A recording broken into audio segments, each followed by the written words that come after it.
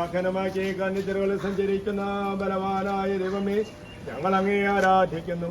അങ്ങയുടെ മഹത്വത്തിനും വിശുദ്ധരുടെ ബഹുമാനത്തിനുമായി ഉയർത്തുന്ന ഈ പതാക പിതാവിന്റെയും പുത്രന്റെയും പരിശുദ്ധാത്മാവിന്റെയും നാമത്തിൽ ആശീർവദിക്കണമേ. ഈ പതാക വണങ്ങുന്നവർക്കെല്ലാം അങ്ങയുടെ സഹായം ലഭിക്കുമാറാകട്ടെ, ഇപ്പോഴും എപ്പോഴും എന്നേക്കും.